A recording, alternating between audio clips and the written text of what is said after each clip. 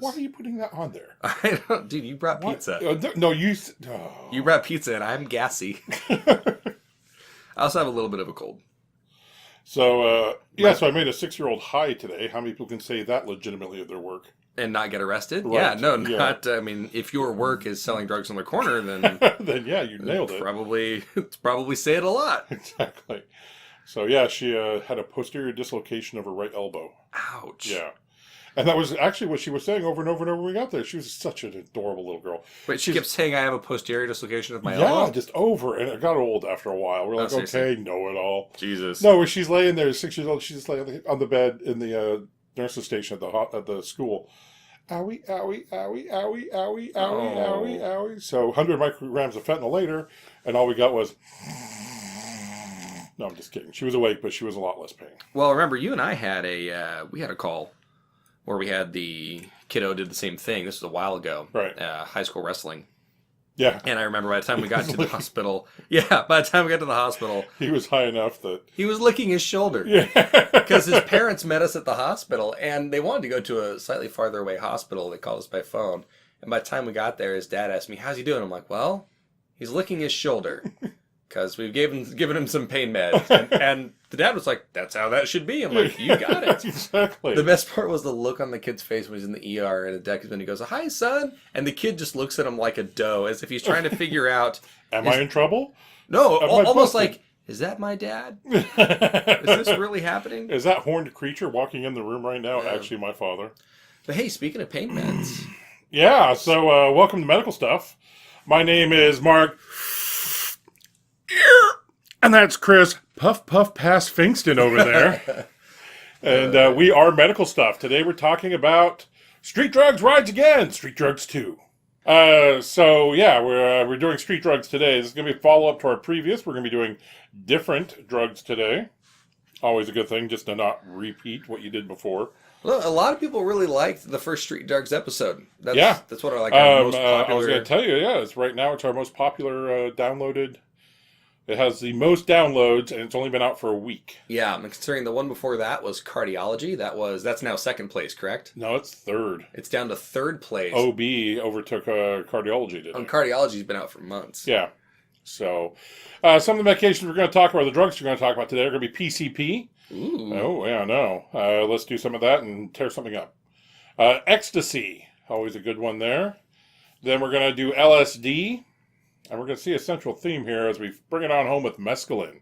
Ooh. Or peyote. Sounds like we're getting ready for a party. It does sound That's what this sounds like. These are all kind of... All we need is this and some purple drink, and we're good to go. Yeah. So, anyway, PCP. A lot of people know it as angel dust. Chemical substance, it started about 1920s when it was initially developed. Apparently, doing this, I found that the early 1900s, they were really into making new psychedelic drugs.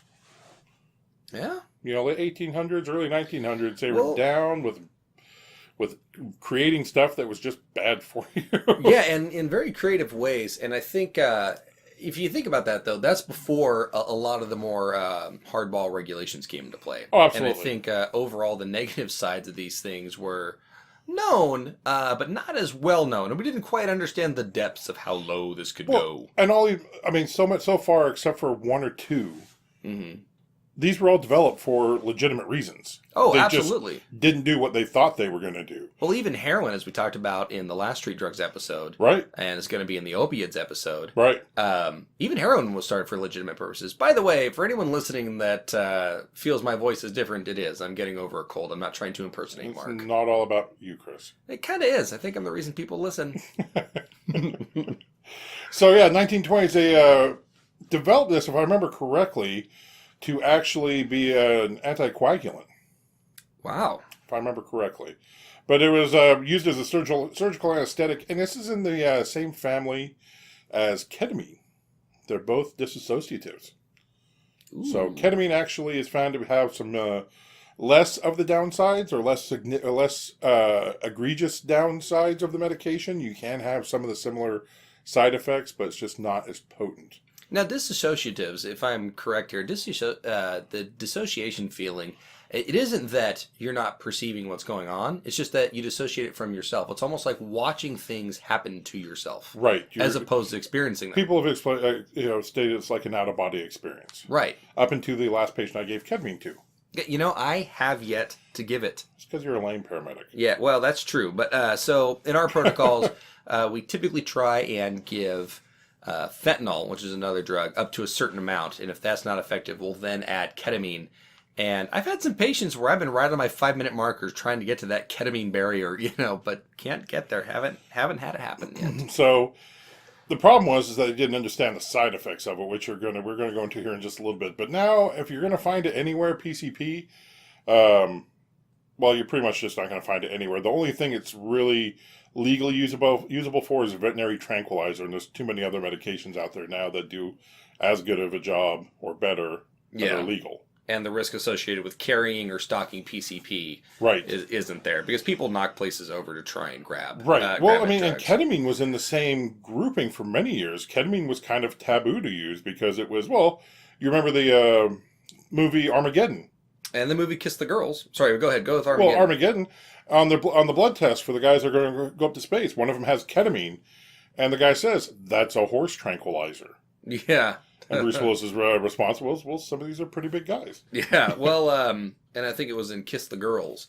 He used that to sedate his victims. There's a murderer in that movie. Sedates his victim with it. So, yeah. Mine was a much more happy story, just so you know. Although I think I believe there's a recent report that says emergency room visits related to PCP are up by a lot. Well, from 2005 to 2011, they went up by 400%. That's a pretty big jump.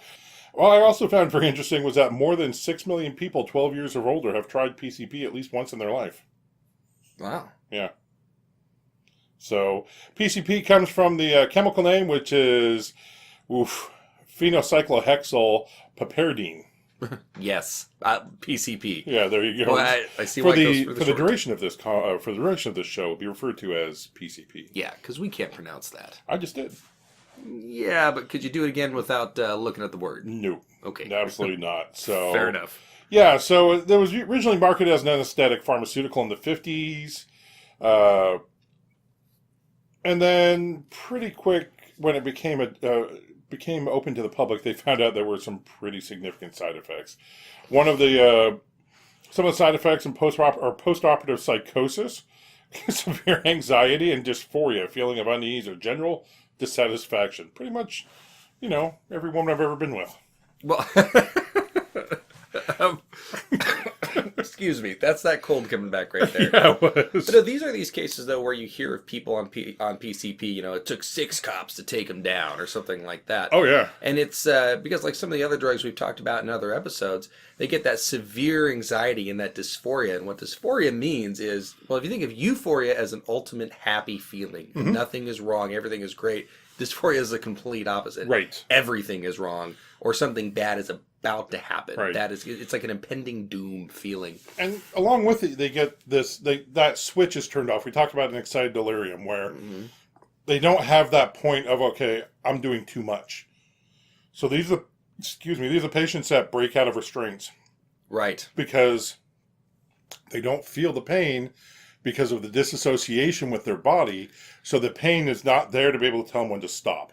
Yeah, and I've been on a guy, I don't know if it was PCP that he was on, but it fits the bill. We have 2 types of restraints we carry on the ambulance. Some are soft restraints. These are basically just soft cuffs that are made with nylon webbing and some padding that you tie them to the gurney with. And the other ones are essentially large zip ties. Right.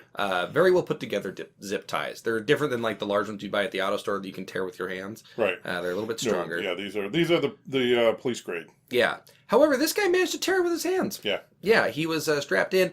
And it's not that, I think there's a misconception that these drugs give you superhuman strength. It doesn't do anything to make your muscles bigger. You just don't know to stop because you don't get that pain response. The limiters are off. Right. And so what ends up happening is he sits there and he twists and twists and twists his wrist, and sooner or later, that plastic's going to give, baby. Did he tear up his wrist? Was he bleeding? Oh, of course, yes. Yeah. Yeah, in fact, and I was watching him do it, I'm like, stop doing that, man. You're going to hurt your wrist. You're going to hurt your wrist. Very confident in the restraint.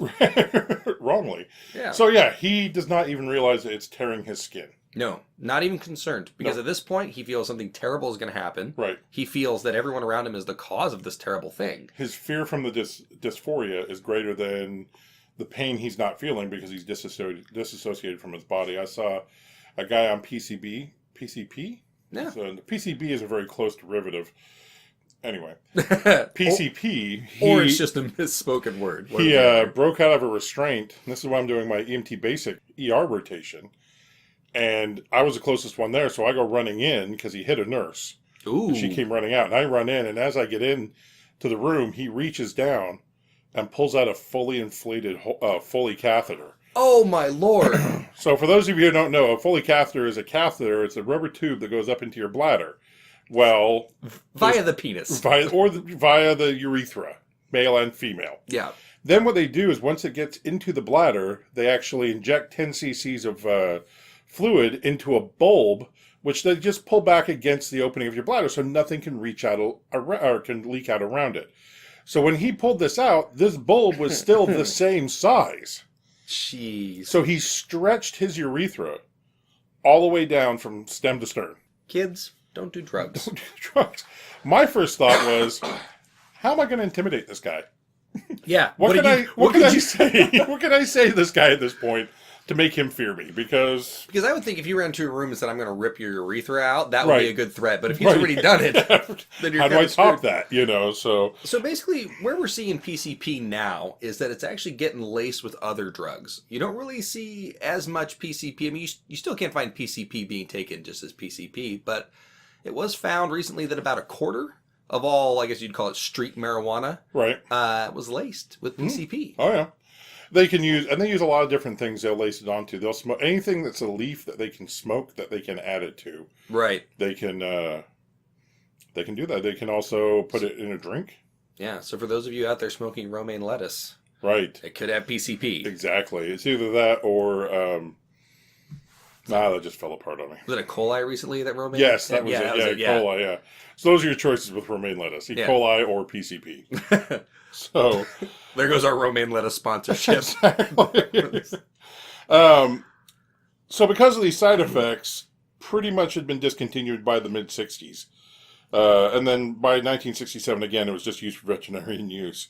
Where it became back into popular use was on the streets of Haight-Ashbury in San Francisco, because initially people liked it for the mind-altering effects and the feeling of peace, which comes up as one of its names, which is peace pill, which is also comes from the PCP, because you have the P, the EAC, E, and then P for pill.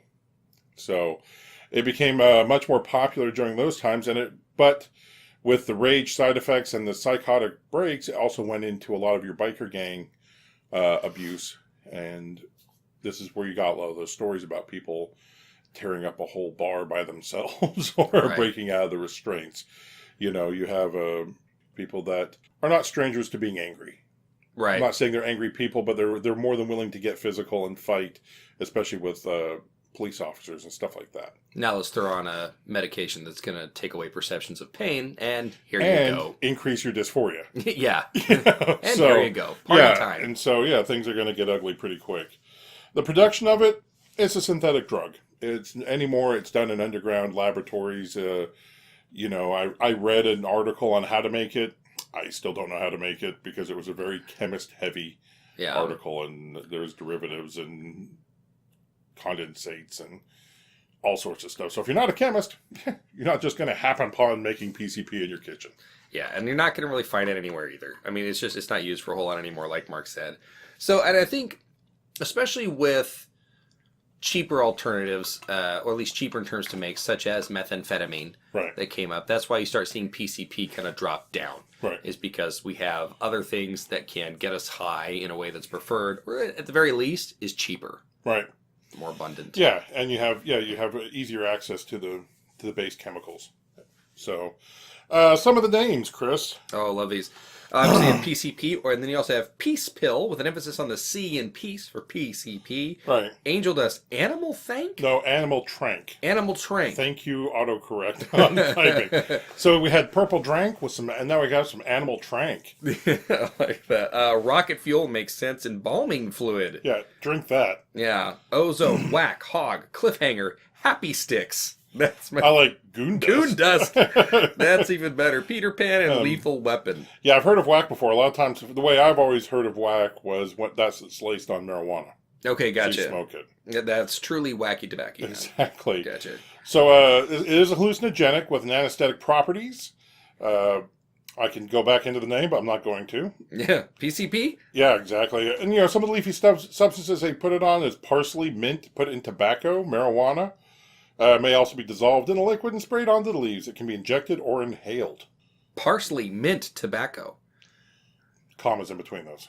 Yeah, no, yeah, sorry. I'm just, I was looking at that, and that just makes me think of all sorts of ways that we could get PCP out there.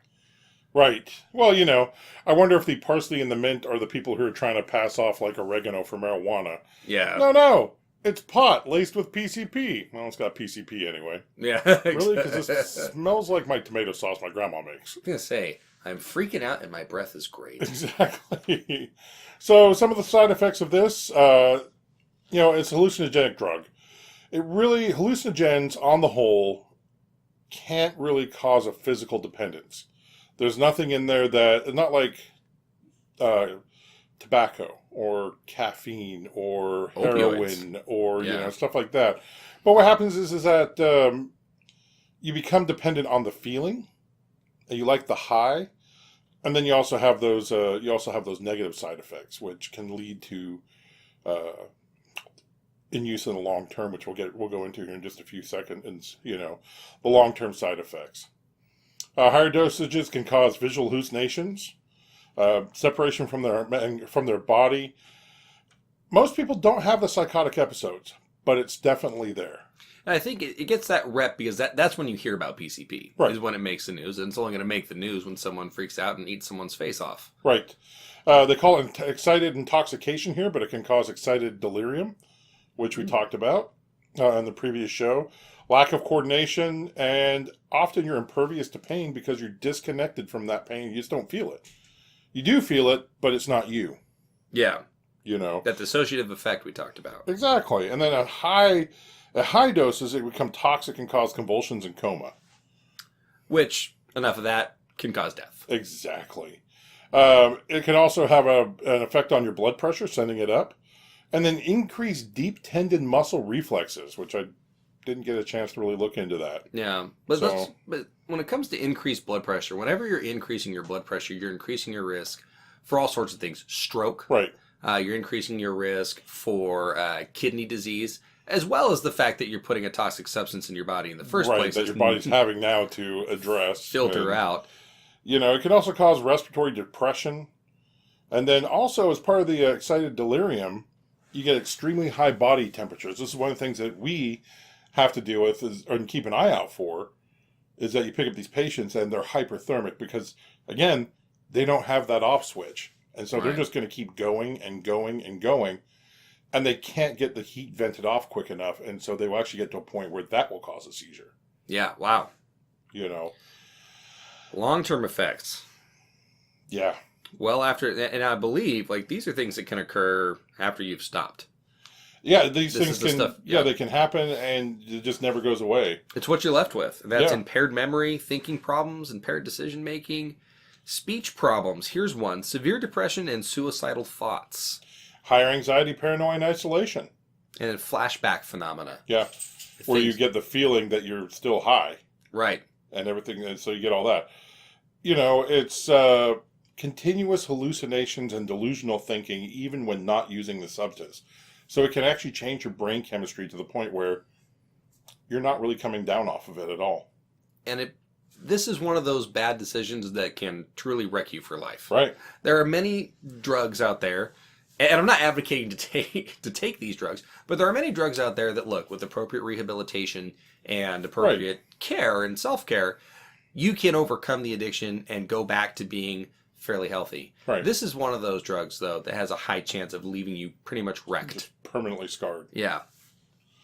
So, anything else about PCP, Chris? No, but let's talk about ecstasy. Yeah, man. Or MDMA. Get rolling on some Molly. So, MDMA, as much as I would say it's probably, of the drugs we listed, it's probably one that's a little more recent in the pop culture, but is actually first synthesized early 1900s by the Merck company, the pharmaceutical company that's still around today. At that time, Merck was actually looking to developing a substance that stopped abnormal bleeding. And they wanted to avoid an existing patent that was held by Bayer, So Bayer had a legitimate product that they were using, and they were trying to get around and it. they're trying to get around it, and they developed ecstasy. Yeah. So stumbled into basically one of the all-time greatest party drugs. Right. So, and then gained a small following among psychiatrists in the late 1970s and early 1980s. When I say small following by psychiatrists, I don't mean there's a ton of psychiatrists out there doing ecstasy. They were using it for therapeutic reasons. Yes, for their patients. Because one of the side effects is an overwhelming sense of comfort Yeah. and love. So it made it a little bit easier to talk to the psychiatrists and the psychotherapists in the meetings. So you could almost say that one of its ecstasy side effects was ecstasy. Right. Hence the name. So, but yeah, so the psychiatrist felt it helped with the therapies and breakthroughs and people feeling more comfortable talking to them. Yeah, but it looks like it's the mid '80s that Yep. the DEA declared an emergency ban on MDMA. They Right. placed it on the Schedule 1 drugs, which is controlled substances. And those are controlled substances that have no accepted medical use and a high potential for abuse. Right.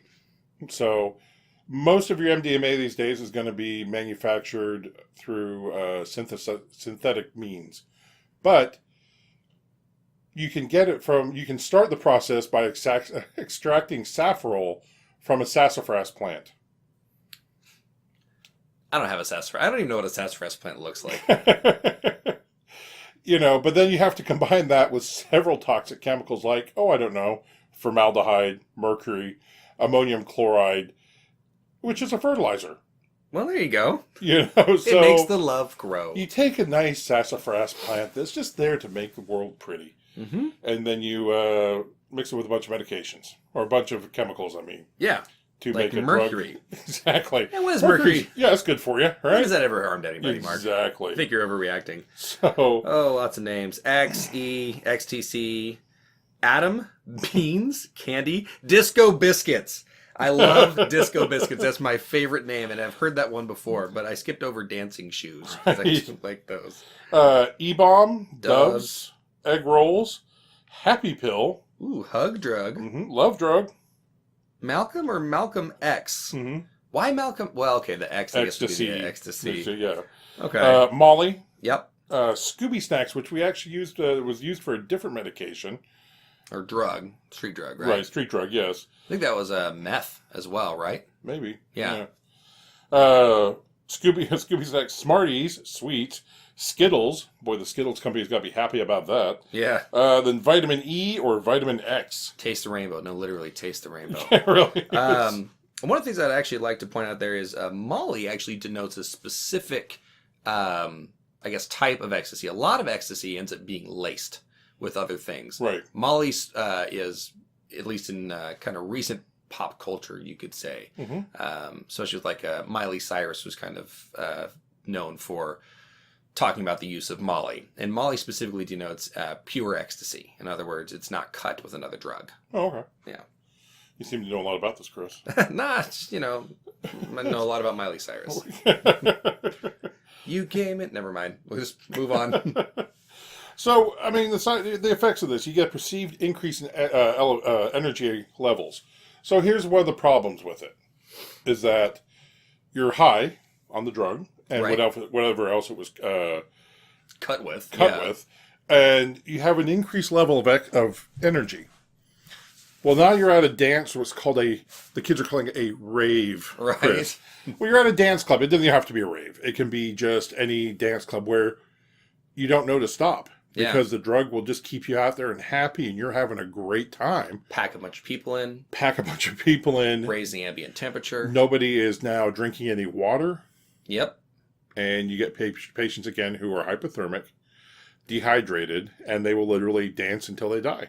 Yeah, and this can lead to increased body temperatures. Yeah. And that can cause seizures, coma. Right. And the body temperature will stay up long after you've left the party. Right. And that's where you start seeing deaths from ecstasy is, okay, so-and-so did some X. We think they did some X. They went home. Everything was fine when they left. Right. They didn't do any more X for a while. Woke up dead. Right. So I worked at Rave actually, a couple times. Back when there was a period of time in the early 2000s where raves were the thing. Yeah, And- abandoned warehouses. Yeah, abandoned warehouses. You had a lot of illegal ones, illegal ones, and then you had a lot of ones that were trying to make it legal so that people didn't die at them. Right. And so, yeah, I went and worked an all-night rave. And one of my jobs I did was I walked the entire building and outside looking for people that were incapacitated, Yeah. including the bathrooms. So here I am doing one of my tours. It's about 3 o'clock in the morning. And I walk around the back of the dance floor, and there's some guy laying on a table, and there's another guy pulling on his arm. Oh, it's never a I'm good like, sign. Okay, I walk over, I'm like, what's going on? And the person on the table's like, what? And they're both looking at me like I'm crazy. I'm like, sit up, talk to me. And so, and the music's playing, it's hard to hear. And so he sits up, and they're both got kind of a weird look on their face. And I'm like, what's going on? And the guy who was pulling on the arm goes, I was giving him a massage. Oh. So the place had paid this masseuse to come in and give people massages. And I was like, oh, okay.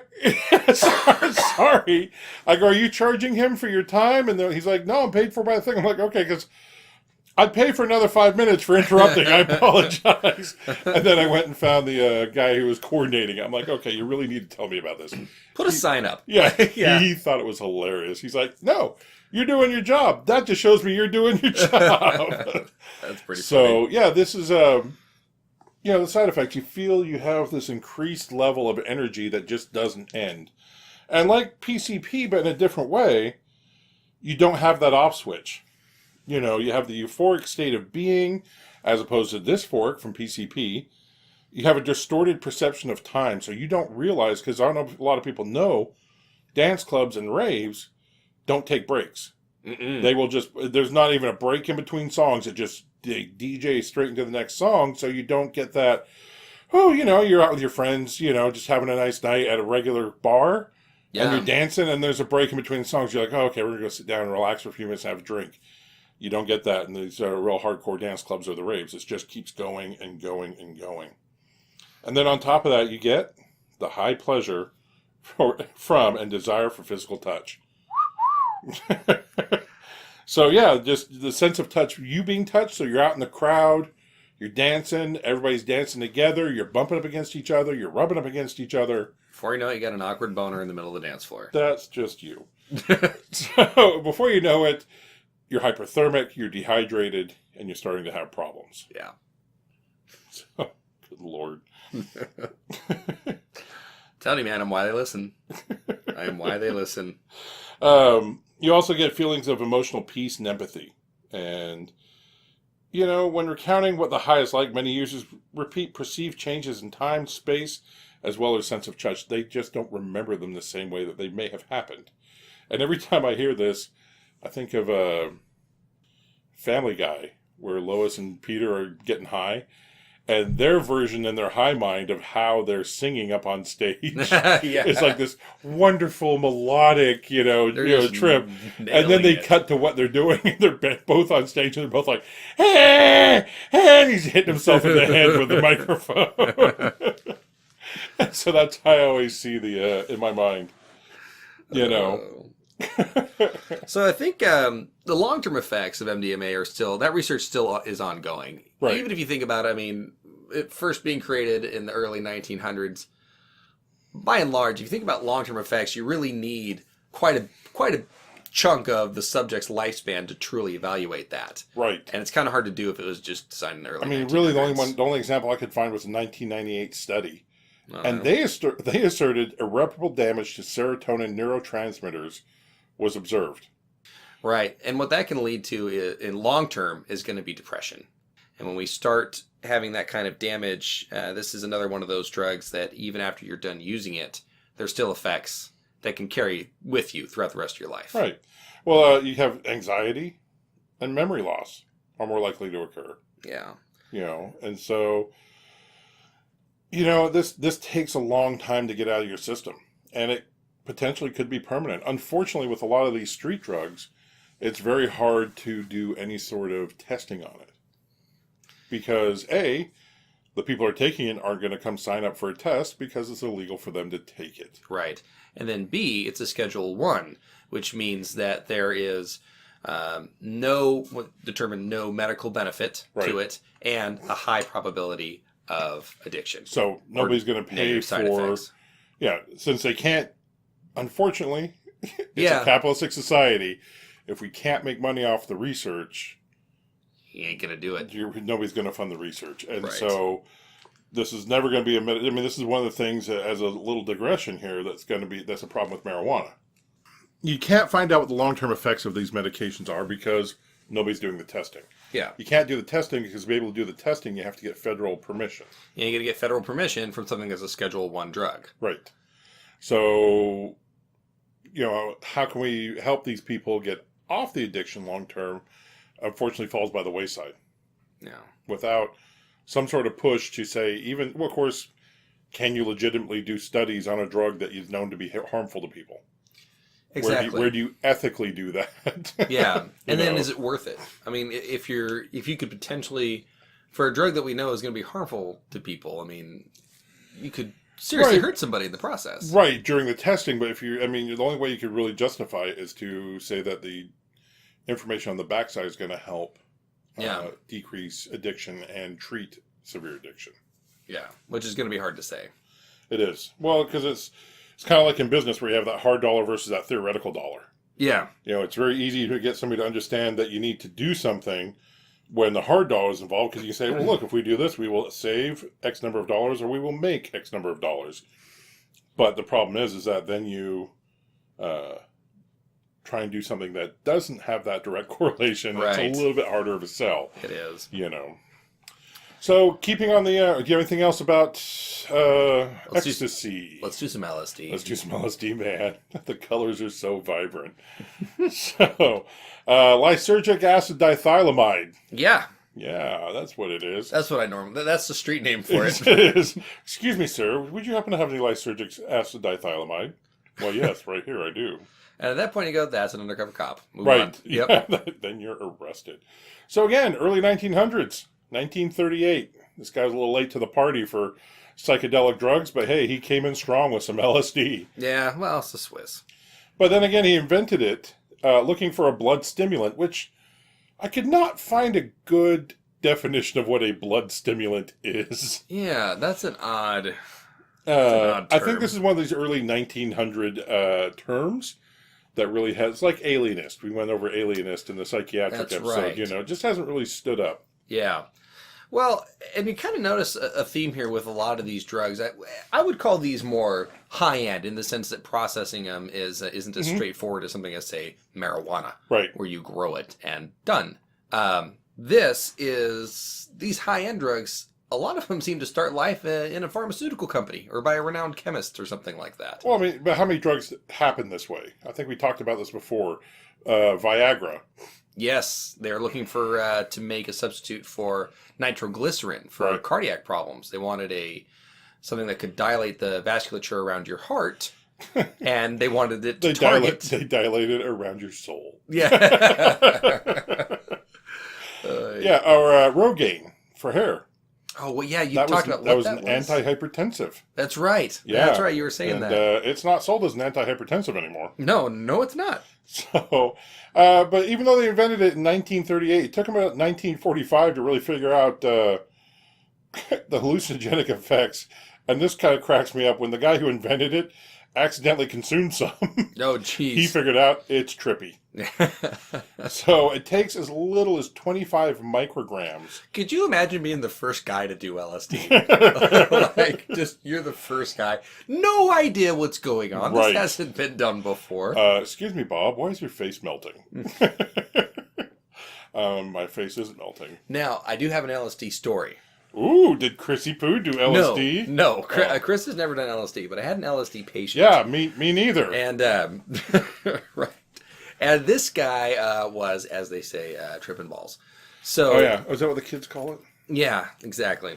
So we were in the back of the ambulance, and he was angry. I couldn't tell it exactly what, but he was angry. It was the elephant that was in the ambulance with you, obviously. Well, Oh, I was joking. yeah, no, not, well, okay, first, and this is unrelated to the punchline, I guess you could say of this, he was actually convinced that he wasn't on a gurney, he was on a raft. And he was Okay. really concerned on how I was going to keep warm because I was clearly in the water next to him. So, because the way the ambulances are set up is you have a gurney and then there's a bench next to the gurney where the paramedic sits. Right. And then finally I said, okay, is someone making you mad? And he goes, yeah. I said, is it me? He says, no. Are you mad at yourself? He says, no. I'm like, well, who are you mad at? He goes, that fucking Eskimo.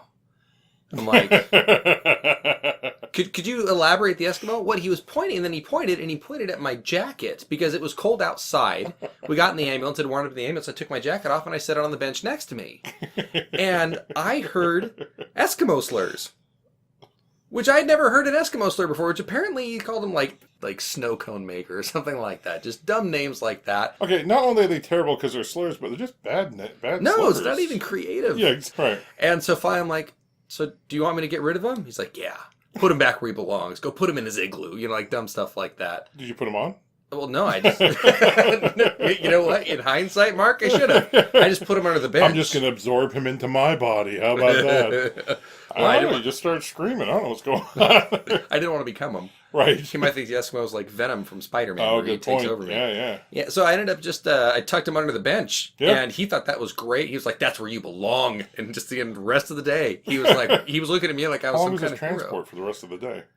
Well, I guess you're right, yeah. Rest of my day is the last transport of the day, if that makes any sense. But yeah, so transport that guy in. And anyway, that's my LSD story. I was kind of hoping you took LSD because that would be fun to watch. We've talked about this, Mark. I can't No, hold- you can't hold your drugs. No. I'm Not that you've ever done drugs. Your dad may be listening. So, if you've met my dad, my dad was a hippie in the 60s. So hey, well, speaking of hippies, that's where LSD was popularized, was in the 60s. segue. Maybe we should have had your dad in for this, and we could have gotten some real LSD stories. I don't want to know that about my dad. Oh, come on. I've made some assumptions about him already. Just given the time period and given his give peace a chance general mentality. Right. But I just kind of like to leave that a mystery. So, in the 60s, it was made popular by people like psychologist Timothy Leary, who encouraged American students to turn on, tune in, and drop out. That was actually an anthem of the time. So, a lot of times it was used to escape the problems of Western society. But also, on the other side of things, you had the government doing testing with it because they felt that it could be used for crowd control in populations. And this is why we no longer trust our government, because they were giving people LSD to see if they could use it to control the population. Look, I know you're saying it's fun, but can I use it as a weapon? Okay, buy a bunch. Exactly. U.S. researchers know that LSD is capable of rendering whole groups of people, including military forces, indifferent to their surroundings and situations, interfering with planning and judgment, even creating apprehension, uncontrollable confusion, and terror. Is that a minefield? Fuck it, let's walk that way. Exactly. Or I think what they were looking at was that people would just not get the jobs done. So, like, things like building your perimeter, maintaining your perimeter, so you could then attack them without as much. Well, we thought the enemy was going to dig a trench, but there's one hole in the ground and a shovel laying next to it, and that's as far as they got. And all of them were just looking at the double rainbow Yeah. after that. So. There were also experiments in the possible use of LSD to change the personalities of intelligence targets. So they were looking at it as a mind control drug.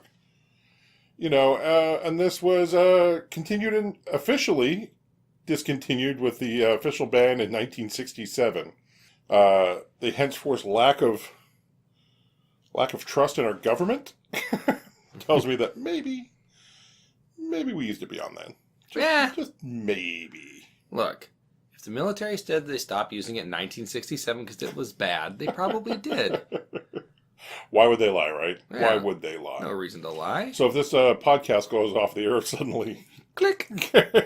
Although, quite frankly, I doubt anyone in the intelligence community is worried about us. Do you know who Art Bell is? Yeah, I do. He died recently, actually. He did, actually. Yeah, it's sad. I was listening to a podcast about him. They're doing kind of a memoriam to him.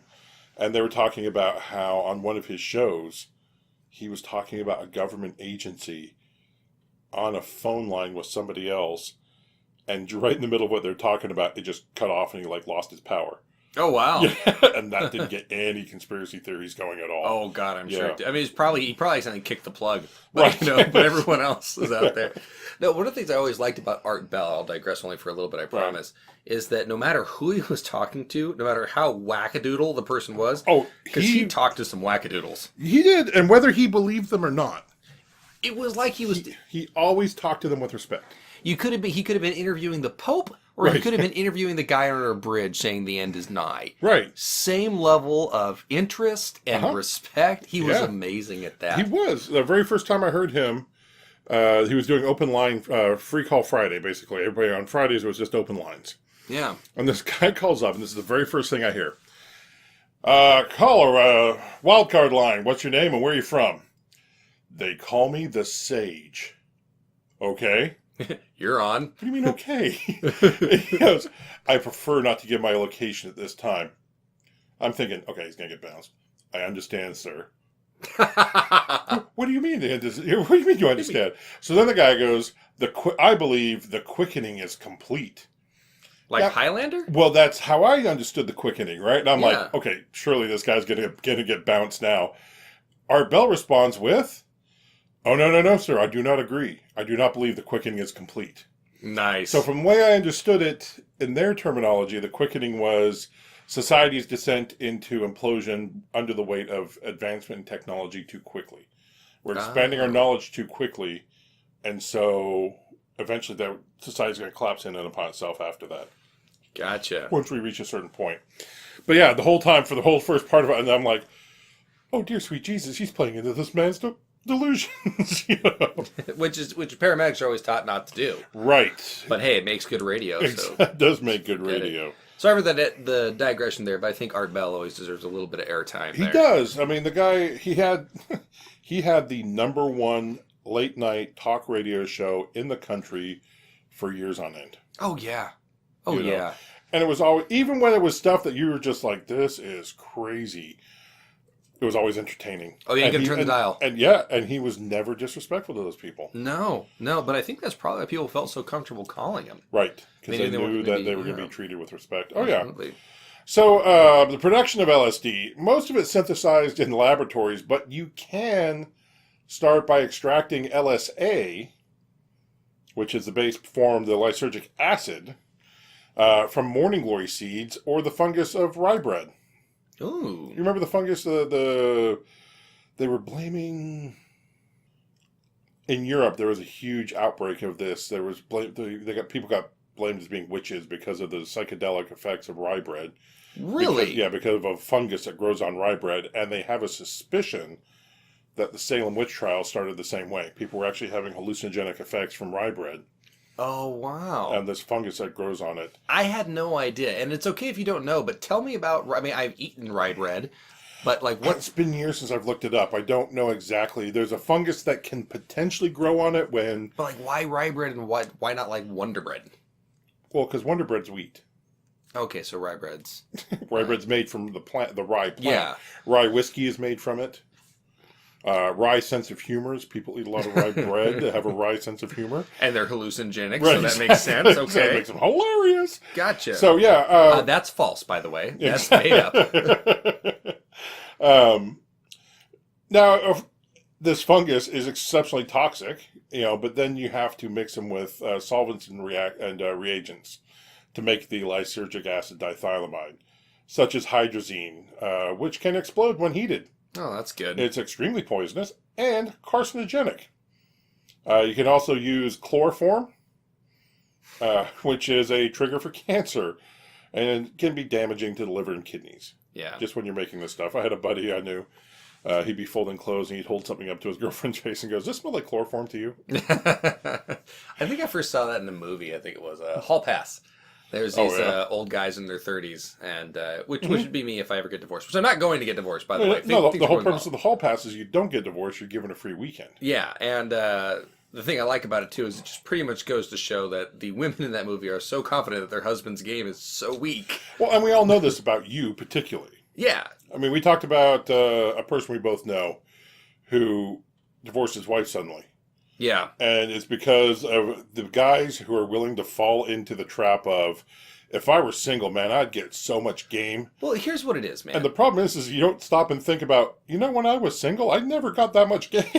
What it is you remember the glory moments of your single days. The once or twice. Yeah, you remember I had a few more than once or twice, Whatever. Mark. Fuck off. But you remember those, and what you forget about is the long periods in between where you were trying to get what you have now. Right, exactly. That's what you forget about, and that's what I'm thankful for, because we all know I'm married up. Oh, absolutely. To anyone that's met me and met my wife, they have a lot of questions. Yeah, and for her. Yeah, That's why it was Jesse, yes, I know what Rohypnol is, and no, he did not use it to get me to marry him. That'll be, yeah. Yeah. See, I get fist bumps, she gets concerned talks. Exactly. Like that's how this Oh, goes. you married completely out of your league. Oh, yeah. Well, you told me, and you can cut this out if you want, that one of the reasons you fell in love with your wife is because she was one of the first people you ever met that could out-argue you. Yeah. No, she was. And that is one of those things where you've got to marry people that are mentally stimulating Right. and are smart and honestly can take care of themselves. Mm-hmm. Not that I'm saying that I want her to go on without me, but she's No. got to be able to. And that Well, way... it's the difference between people who feel like they need to be in a relationship and they want to be in a relationship. Yeah, this is all want. She wants to be here, which she was, again, concerned conversations, that this is what she chose. Yeah. Well, no, now... See what I did though. I mean, now I'm not near as great as I was, but she's got enough debt involved with me in Right. terms of like the house, and now she can't leave. It's just It's just more work to leave now than it is to stay. Absolutely, that's the goal. So some of the names that you can hear for LSD: acid. Everyone's heard acid. battery acid. I've never heard battery acid before. Yeah, but I mean, it doesn't really entice me to. But of course, I'm not the guy that would hear it. To be dead honest. Good point. Blotter, which is a specific type of LSD. That's where it's on like the little sheet, right? And you put that somewhere. Yeah, there's that. Yeah, it's on a little piece of paper. Yeah. Which they can actually get, from what I was looking at online, they can get really intricate designs on those. Oh, nice. Yeah. Yeah. So good. I knew a guy in college who did acid, and acid again is cut with different chemicals. Did you see this guy in the mirror a lot? No. Okay. No. He did acid quite a bit.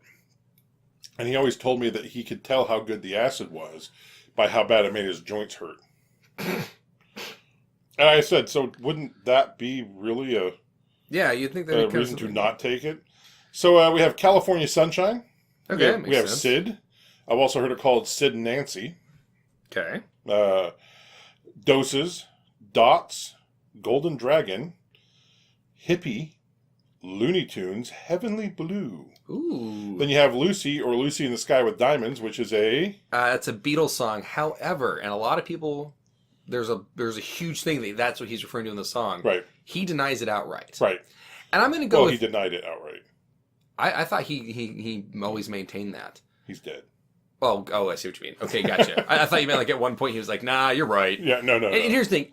And I believe his denial purely because he was pretty open about every other drug reference in his songs. So why start denying there? I think that came around because it's a trippy album. Yeah. It's a trippy song. And then people went, oh, L.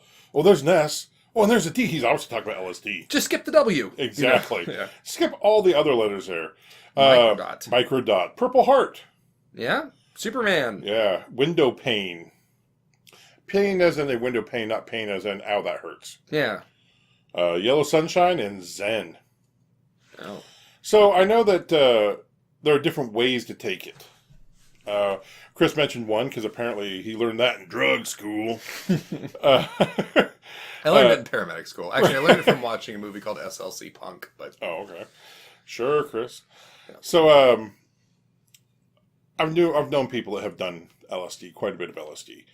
You can buy it in liquid form. You can buy it in paper form. The paper forms are just little tabs. Most people would put it in their mouth, but I knew one guy, he would put it actually...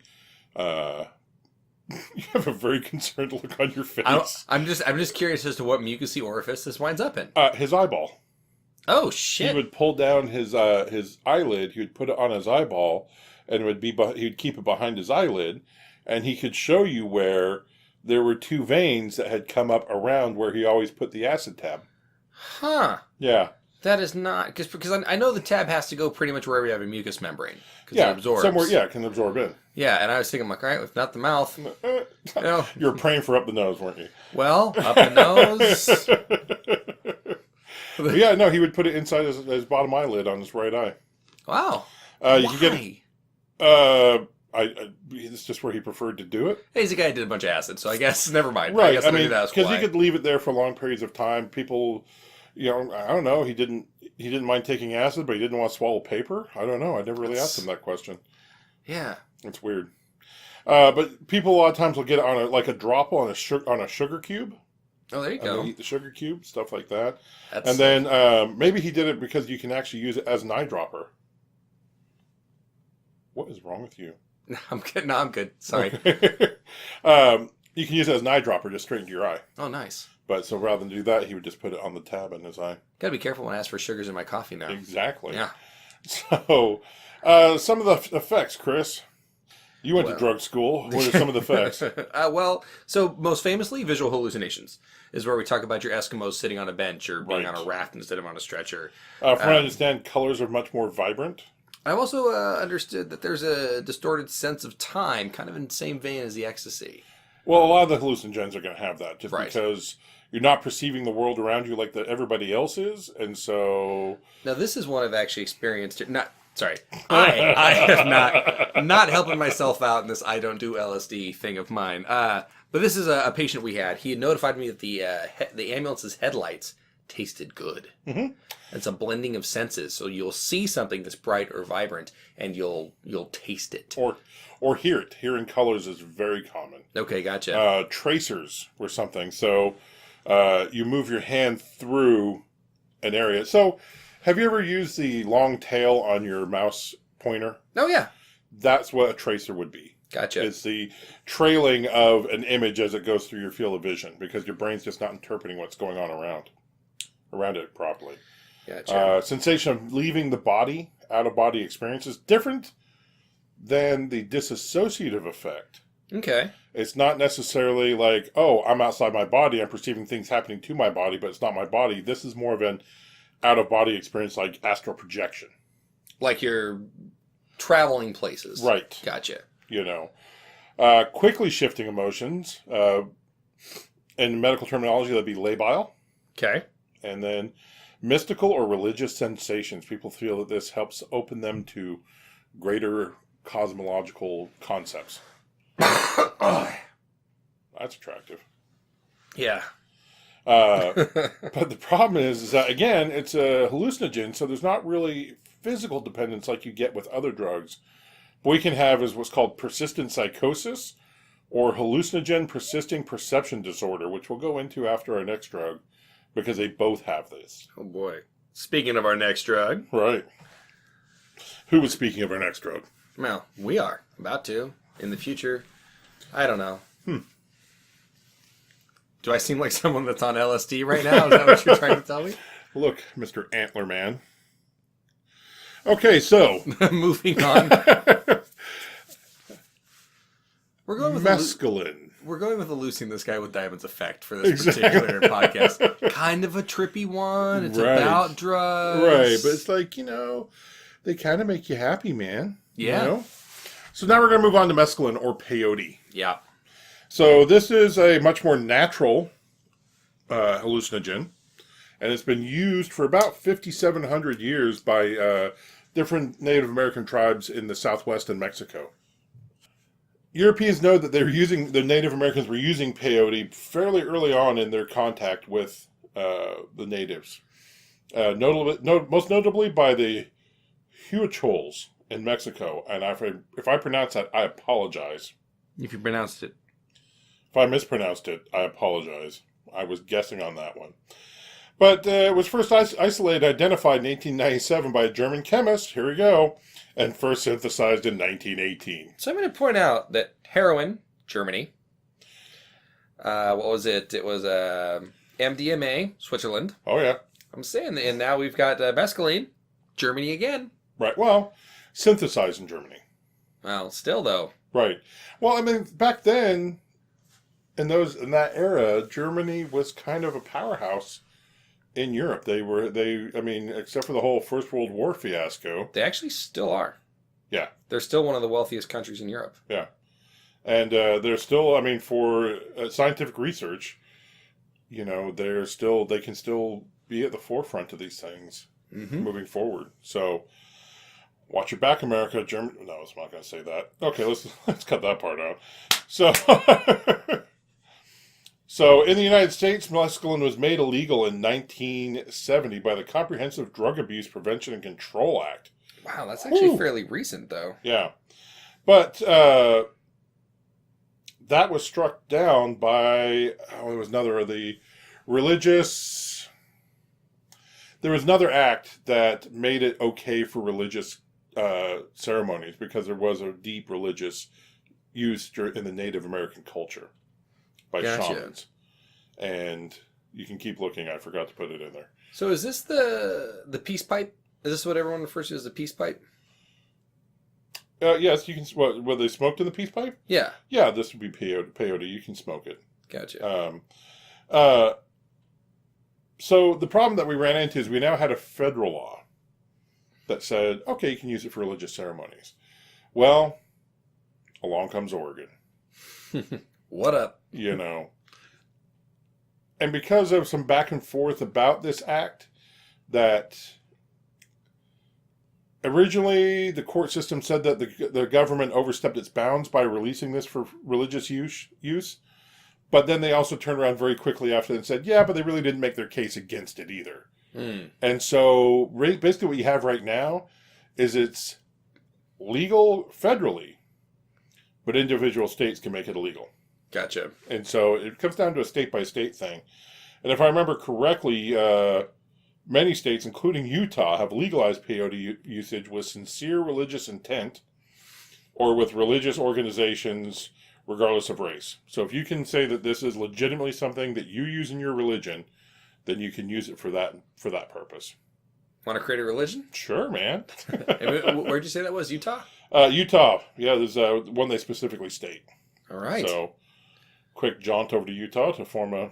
I'm sure the Mormons won't mind us doing that at all. No, they'll be good with it. So, this production, although it can be synthesized, it can also be is very a natural thing. It's they cut the top off of a particular type of cactus, and yes, I do know the name, but no, I'm not going to mention it because I would really hate to think that we're causing a peyote influx. Yeah. So it leaves a large taproot along with a ring of green photosynthesizing area to grow new heads. These new heads are then dried to make disc-shaped buttons, and that's how it can be ingested. You take these buttons and you can either smoke them, and that's going to cause you to ingest the mescaline, which will cause you to start tripping. I suppose that word gets the nickname buttons. Buttons, cactus buttons, Cactus head. yeah, Aztec. Chief. Big chief. Big chief. Mesk. Mescal. Mescal. Mescal. Mesk, again, with a Z. Mezg. Moon. Toppy. Blue cap. There you go. Why blue cap? I have no idea, man. Is it blue? Sure. Okay. It's a cap. Yeah, blue cap it is. So, usually you're going to get the visual hallucinations. Radically altered state of consciousness, often experienced as a pleasurable and illuminating, but occasionally is accompanied by feelings of anxiety and revulsion. Oh. So, from what I understand from people who've used this, is that it really depends on what's going on in your life when you take this. You have very honest, open feelings about yourself. So if you're in a good place, or if you're traveling through a good place in your life, you'll have a good trip. If you've got some deep-seated trauma, going on in the background that you're not willing to address, it will allow this stuff to come out, and so that can cause you to have the very negative psychological effects from it. That's no fun. Other effects include an open and closed eyes visualization. So even if you are seeing the Eskimo on the bench, shutting your eyes is not going to make them go away. Dang it. There's euphoria, a dreamlike state, laughter, and a psychedelic experience. Now let's wrap a little bit back to earlier. You had mentioned hallucinogenic persisting perception disorder. Right. Now, You mean HPPD? Of course I mean HPPD. Okay. Duh. Now, long-term effects of peyote on the brain, they're not well known and currently are considered rare. However, chronic users may experience persistent psychosis or the condition known as HPPD. Right. So persistent psychosis is a series of psychological symptoms including mood swings, visual disturbances, paranoia, disorganized thoughts. You have disorganized thoughts, Chris. No, but I mean, I'm not paranoid. Everyone thinks I'm paranoid. You're all trying to say that I'm paranoid, but I'm not paranoid. I know what you're doing. It's not that they're not hiding. It's just I can't find them. Yeah, exactly. No, so this is when you've come off the drug, but you've done so much of it. Again, you cannot become physically dependent on a hallucinogen, but you can become psychologically dependent. You become dependent on the feelings that it gives you. Or the escape from your reality. Right. You can become dependent on that. And what can happen is that as you use it, it takes more for you to get that feeling. Mm-hmm. And so you're taking closer and closer and closer and even into toxic levels of this drug. Mm-hmm. Skipping back to LSD, I always read that Jimi Hendrix, who was a extreme user of LSD, would take extremely amazing guitarist. Extremely amazing guitarist. But I've heard rumors that, stories that he would take up to 9 hits of acid before performing. Damn. Yeah. And we're talking 25 micrograms is enough for the normal person. And he's taking 9 times that. Wow. Yeah. So the same thing can happen with the peyote. So it'd be pretty mean to play, the floor is hot lava with him. Exactly, because it may be hot lava. You never know. I mean, it would be, except for the Eskimo on the bench. Yeah. Or the coat, depending on how you look at it. Yeah, and what drug you're on. Exactly. So, not only do you have that, but you have the HPPD. So, after the hallucinogens have stopped, it involves continuing re-experiencing of the peyote effects. So you can continue to have hallucinations, flashes of color, more intense colors, trails of images, which I was talking about earlier, which is the tracers. The mouse pointer. Exactly. If you want to experience that without having to go out to the desert and find a cactus, put the tail on your mouse pointer and see how long it takes for that to irritate you. So I'll just imagine that with everything. Exactly. These symptoms can, they can cause significant impairment. Could you imagine windshield wipers? Like with that tailing effect going on? I can't see where I'm going. Significant impairment and distress in the user's life, interfering with functioning at work, school. I mean, how could you go to work or school or even go out to like a dinner with friends if these things are going on all the time? Nuts. I mean, the Eskimo follows you everywhere. So yeah, these are some hallucinogenic street drugs that you can run into out there. A lot of them, they're not benign. I'm not going to say they're benign because they're very damaging to these people. But for 3 of the 4 we talked about tonight, the effects are more peaceful. The 4th one we talked about tonight, on the other hand, continue into a raging asshole. Talking about PCP? Yeah. And you can destroy things, and you have a distinct chance of that happening. And so, if you're at a point in your life where you feel that you need to take these medications or any street drug to cope with your day or your life, seek help. There is help out there. That's the important thing out here. And a lot of things that we've talked about as well, none of these drugs are chemically or physically addictive. Right. They can be psychologically addictive. And a lot of times what that can be is people who have other things going on in their lives, such as depression or anxiety, are using these drugs to escape that. Right. And so getting help for those things that are going on can also help with drug addiction as well. Right. And again, we talked about this in our psychiatric episode. When these people are ready to get help, they need a good support system around them. Absolutely. Because without that support, then it makes it's like having a table with 3 legs. It's just not going to support you or it's not going to support what it needs to, because one of the legs are missing. It's going to fall over. These people's lives, they need all that support to get back to a healthy spot. Mm-hmm. So, okay, do you have anything else about street drugs for this episode? Nah, I'm good. Okay, we will revisit this subject probably later. Hey, as long as there's street drugs, there'll be street drugs episodes. Exactly. And so, everybody, be happy. Check us out on Twitter. It's going to be Medical Stuff or at Medside Stuff, MEDSIDESTUFF. You can also find us on YouTube, which is going to be Medical Stuff Videos. That's the channel. Please subscribe, and if you like the video, like. Yes, please. Or you can also find us on Facebook. And if you can, like us on iTunes or Google Play, because that always helps us move up in rankings, which allows more people to find the show. Yeah. And finally, you can always email us at Chris has no idea where email address No, is. it's medicalstuff@yahoo.com. It's medsidestuff Damn at it. yahoo.com. medsidestuff at yahoo.com. Chris is lame.